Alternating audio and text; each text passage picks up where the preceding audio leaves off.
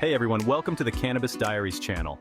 Today, we're diving deep into the history of marijuana law in the United States. From its early uses to the waves of legalization we've seen in recent years, this is a fascinating journey through time that helps us understand where we are today. Let's get started.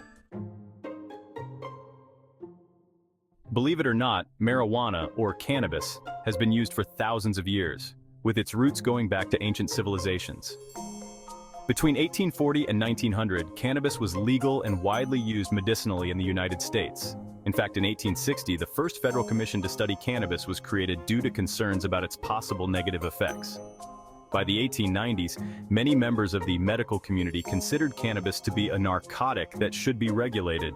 However, hemp, a variety of cannabis, was a major crop used for making rope, textiles, and paper, demonstrating the plant's versatility and importance in early American life. As the 20th century began, recreational cannabis use started to emerge in the United States, sparking a movement to regulate its use. In 1914, the Harrison Act was enacted, which declared drug use a crime, and by 1915, California became the first state to make it illegal to possess cannabis. Throughout the 1930s, the U.S. Federal Bureau of Narcotics warned of the increasing abuse of cannabis, leading to 23 states criminalizing its possession by 1937. That same year, the federal government passed the Marijuana Tax Act, which imposed a tax on cannabis and effectively criminalized it by making it nearly impossible to obtain legally. Following the Marijuana Tax Act, marijuana was removed from the U.S. Pharmacopoeia in 1942, marking its official exclusion from recognized medical treatments. The situation worsened in 1956 when cannabis was included in the Federal Narcotics Control Act, leading to stricter federal penalties for its possession. In 1970, President Richard Nixon signed the Controlled Substances Act into law, categorizing marijuana as a Schedule I substance. This meant it was considered to have a high potential for abuse, no accepted medical use, and a lack of accepted safety for use under medical supervision. Despite a commission appointed by Nixon recommending in 1972 that cannabis be decriminalized, the president chose not to act on this advice. The 1980s saw the escalation of the war on drugs under President Ronald Reagan, leading to harsher penalties for drug offenses, including marijuana. This era brought skyrocketing incarceration rates, particularly among communities of color. The Anti-Drug Abuse Act of 1986 introduced mandatory minimum sentences for drug offenses, further entrenching the criminalization of marijuana. Despite the federal crackdown, the 1990s brought new hope with the rise of the medical marijuana movement.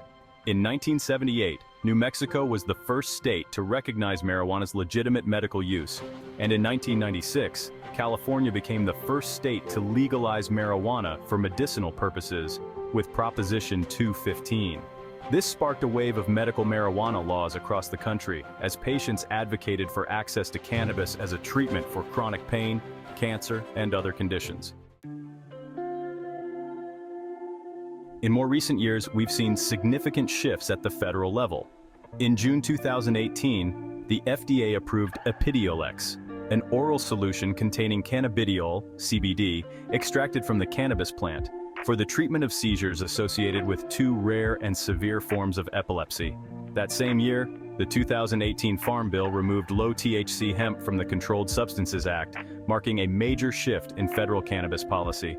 On October 6, 2022, President Biden issued a presidential proclamation pardoning federal convictions for simple marijuana possession offenses, a historic step toward reform.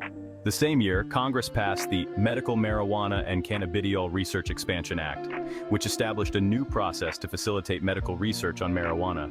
Most recently, on August 29, 2023, Dr. Rachel Levine, Assistant Secretary for Health of the U.S. Department of Health and Human Services, recommended that the U.S. Drug Enforcement Agency reclassify cannabis from a Schedule I drug to a Schedule III drug under the Federal Controlled Substances Act.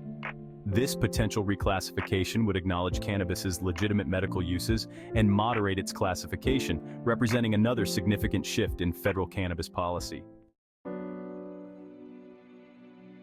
The recreational legalization in the modern era.